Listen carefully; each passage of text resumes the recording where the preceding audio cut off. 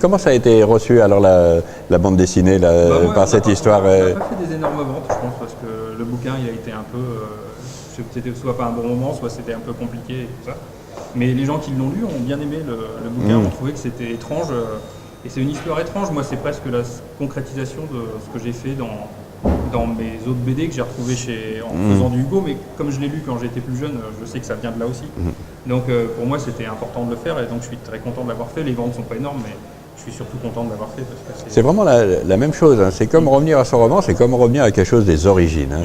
Moi, c'est ce que j'ai fait en remontant comme à courant vers cette découverte de mon adolescence. C'est quand même une matrice. C'est très étrange. J'ai fait ça, j'ai eu la chance.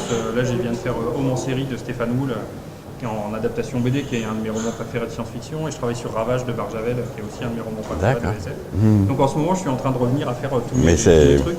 Moi, j'ai l'impression que le temps passant, on remonte à la source, parce que c'est là où c'est important. C'est qu'est-ce qui nous a touchés, sauvés quand on était enfant et adolescent. Dedans, mais vraiment. C'est ça qui est bizarre. Donc, tout est là. Hein. Et moi, je parlais avec, je ne sais pas si vous connaissez Valérian, la bande dessinée de science-fiction qui s'appelle Valérian. Donc, je connais Christin Mézières, le scénariste et dessinateur. Et je les ai fait venir au Japon quand j'y habitais, faire des conférences et tout ça. Et en fait, en faisant des conférences avec eux, je me suis rendu compte que je leur avais tout volé. J'ai fait des albums de Spirou, un album de Spirou à Paris, où Paris est sous la mer, sous la Seine. Et en fait, c'est comme leur premier album de Valérian et tout ça. Et j'étais en train de leur parler, je leur disais, je vous ai tout volé, c'est vraiment terrible. Et eux, ils étaient contents parce qu'ils disaient... Mais c'est ça, mais c'est ça. Moi, c'est pareil, le film, là, il est nourri de cinéma, quoi, comme j'ai passé ma vie à voir des films. Et c'est vrai qu'ils sont presque ressortis d'eux-mêmes, presque. Hein. La Belle et la Bête, il y a des plans qui l'évoquent vraiment. Le Casanova de Fellini, c'est hanté. Le couloir, quand elle marche, qu'elle va les voir avec Josiane en train de faire l'amour, et c'est à la fois, vous me disiez tout à l'heure, Alien, et en même temps, c'est La Belle et la Bête, un peu. C'est un mélange des deux. Il y a aussi des couleurs un peu plus pastel que dans Alien, donc il y a un peu tout, c'est rigolo. Mais là, on a quand même bien relu aussi la description de Victor Hugo, qui est démente. Hein. C'est quand même un couloir utérin, hein, quand même organique. C'est tout, hein, tout vibre comme ça. C'est ça qui me faisait penser à Alien, quand même. Oui, il est allé au bout dans ce roman, vraiment au bout du truc. Mais apparemment, je pensais que c'était son dernier, mais Patrick m'a dit que c'était pas son dernier. Je crois pas.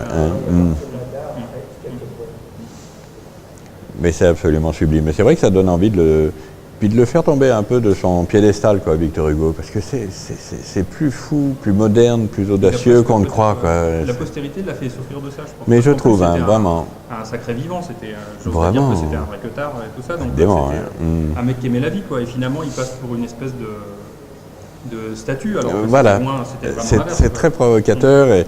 Et moi, je suis allé à Guernesey, dans sa maison, puis ça ressemble quand même à ça aussi. Même il fabriquait ses meubles. Bon, ce qui est fascinant, c'est ce génie à l'état pur, hein, quand même, qui fait tout, hein, quand même, hein, donc qui ne s'interdit rien. Je pense que c'est pas pour rien que Depardieu adore ça aussi. C'est quand même des hommes sans limite. Hein. À un moment donné, quelque chose m'est tombé dessus. Je n'y suis pour rien. C'est quand même de génie. Et du coup, j'y vais et j'en suis malheureux aussi. Et j'ai quand même des enfants qui meurent. Enfin, c'est quand même Et moi, je ne meurs pas. C'est cette drôle de chose, hein, qui fait entre Depardieu et des gens comme ça que c'est vraiment troublant. Mais j'ai vécu la même chose parce que j'ai aussi eu la chance de faire L'écume des jours de Vian. Et donc je suis allé chez Vian à Paris et c'est pareil, lui aussi fabriquait ses meubles. Et bon. Donc c'est rigolo ce rapport entre les deux. C'est drôle, je savais pas. Vian, il est mort jeune lui, mais ouais, comme c'était un ingénieur, il fabriquait ça aussi. Et il a aussi le côté vraiment sombre de Hugo, mais Hugo c'était jamais rigolo, alors que Vian c'est quand même marrant de temps en temps. Donc voilà. Mais c'est vrai que c'est bien d'adapter ça parce que, en plus, je trouve en grandissant, on sait ce qu'on y a trouvé à l'époque, donc on peut faire on peut aussi expurger des choses. Et puis, oui, j'aurais pas pu le faire. J'étais déçu il y a 10 ans, j'avais essayé de le faire et puis j'avais pas trouvé de producteur. Et je pense que c'est pas pour rien. Les choses, elles arrivent quand elles doivent arriver, hein, quand même. Hein, que bon, voilà, passer la cinquantaine, là, peut-être un peu plus libre quand même. Et puis. La seule peur qu'on peut avoir, c'est que quelqu'un le fasse avant. Visiblement, il y avait du monde, mais... Il y avait vraiment du monde, hein. Il y avait vraiment du monde. Ça, c'était quand même une bonne idée, cette linéarité du récit et de le rendre simple, parce que sinon, je pense qu'il y a toujours la tentation de faire un truc compliqué. Je crois pas que c'était peut-être une bonne idée, mais en tout cas, je trouve que dans le film, là, comme ça, c'est bien. Et peut-être donner envie de lire le livre, mais voilà. Puis déjà, ça a fait bien peur aux financiers, ça a été dur à financer, donc si c'était en plus non linéaire, Alors pour le coup, c'était comme Alain Resnais avec Harry Dixon, j'y arrivais jamais. Hein. Il vérifie au niveau du scénar quand même Ah bah tout se fait sur la lecture du scénario, moins la production qui me faisait confiance que les financiers. Qu'est-ce que c'est que ce truc? Qu'est-ce que c'est que ça? Et puis surtout, qu'est-ce que vous allez faire? Ce qui leur faisait peur, c'était la représentation. Est-ce que vous allez faire une reconstitution historique guindée? Donc qu'est-ce qu'on connaît? Ça, c'était clair qu'il fallait, voilà, que je ne voulais pas faire ça, que c'était du film de genre. Hein. Donc déjà, ça plaisait davantage. Mais après, comment vous allez représenter ça quand même? C'est quoi ce sourire? Est-ce qu'il est monstrueux? Est-ce qu'il va dégoûter les gens? C'est pour ça que, voilà, on me dit il est quand même un peu trop beau. Mais c'est vrai que c'était mon idée quand même. Même par rapport à la BD, où il est terrible. Oui, il est terrible. Et ça, c'est bien de faire ça, c'est magnifique. Et le feuilleton aussi, où il est également plus abîmé que dans mon film. Mais c'est vrai que moi, j'avais cette idée, je l'ai toujours lu comme ça, en tout cas, comme un garçon qui se sent laid, plus qu'il ne l'est. C'était, voilà, ma petite... Et c'est un autre sujet. Moi, un de mes films préférés, c'est Elephant Man. Bon, je pleure dès que ça commence, mais si on imagine les scènes avec la duchesse Josiane, quand elle lui pose ce gant rouge sur la bouche, si c'est Elephant Man, honnêtement, là, ça bascule vraiment dans autre chose. C'est presque un autre sujet. On dirait une déesse. C'est plus que ça, c'est une duchesse. Tu m'as troublée. Jamais aucun homme n'a eu cet effet sur moi. Les hommes, ça échappe aux femmes. Et surtout quand ils ont autant de succès. Ça faisait longtemps que je les avais pas vus et que j'ai regardé des scènes. Effectivement, je me dis que c'est baveux, quoi. C'est vraiment ça. Et c'est difficile à faire, je pense, autrement qu'en BD, parce que... Vraiment. En film, je crois que ça aurait été horrible. Les gens, ils auraient eu peur. Donc, je pense que l'idée, elle est bien, quoi, finalement. Le cinéma, ça ramène une réalité. Même quand on crée des univers féeriques, Fellini disait vraiment justement que c'est quand même le cinéma, quoi qu'on crée, le plus fou, c'est la réalité. Terry Gilliam, Jodorowsky, Fellini, enfin, les plus fous, il y a une réalité. Mais j'ai l'impression que la BD, pour ça, quand même, est plus proche même de la littérature. On peut quand même se permettre davantage de choses. Il y a une stylisation. Je pense qu'en BD, on doit aller vers des trucs plus expressionnistes, parce que sinon ça paraît figé. Pour le coup, c'est pas intéressant. Mais surtout, ça paraît figé, je crois. Ça paraît c'est comme en dessin animé. Je pense qu'il faut accélérer le rythme de mouvement des gens, sinon ça paraît lent. Si on les fait bouger comme dans la vraie vie, en fait, il y a le rapport avec le spectateur, il se fait chier parce que ça paraît lent. Il faut accélérer un peu les choses. En BD, il faut être expressionniste. Quand un mec y pense, il ne faut pas le faire comme ça. Non. Comme ça, et ça paraît naturel. En plus, c'est tellement elliptique. Enfin, c'est un instant saisi. Vraiment montré à fond. Mais ce que j'ai adoré là, dans l'expérience de ce film, c'est que pour le coup, j'ai eu besoin, comme il y avait beaucoup, on allait tourner en studio, il y a beaucoup d'effets spéciaux, donc personne ne se rendait compte de ce que j'avais en tête, parce que je l'avais bien en tête. Mais donc on est passé par le storyboard, et j'ai adoré cette étape.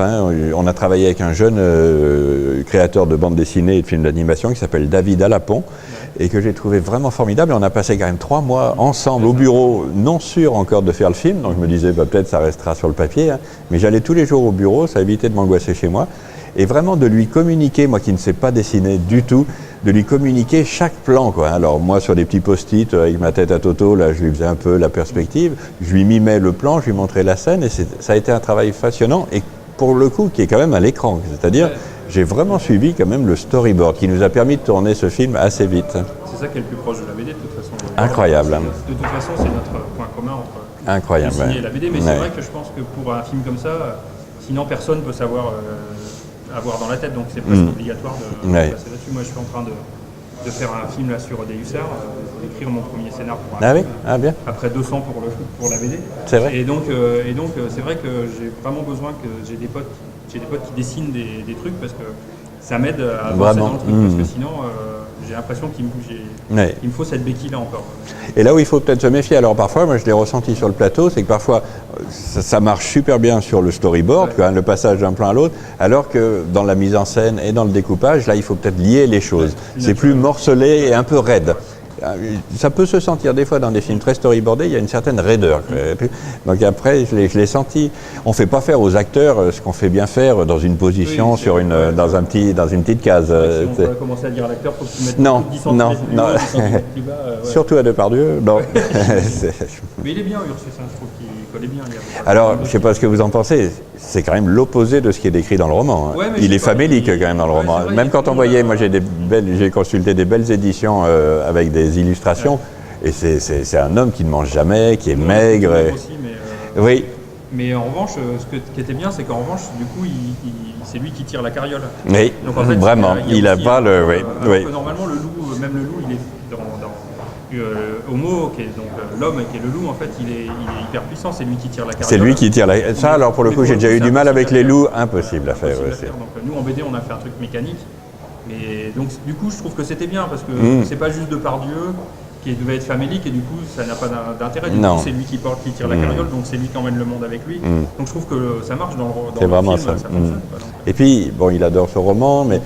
C'est vrai, je l'entendais tellement dire ces répliques de Victor Hugo, comme j'ai gardé quand même beaucoup de répliques, notamment dans la bouche d'Ursus de Victor Hugo, mais même l'entendre dire la vie n'est qu'une longue perte de ceux qu'on aime, si on pouvait sortir du malheur comme on sort d'une ville, quoi, dit par lui, et vraiment ça me faisait le frisson. Ou même des choses plus légères, quand il les voit s'embrasser, faire des mamours, et dire « Ah, vous vous aimez, alors cachez-vous, ça doit se fourrer dans des trous le bonheur », qui est quand même dans le livre.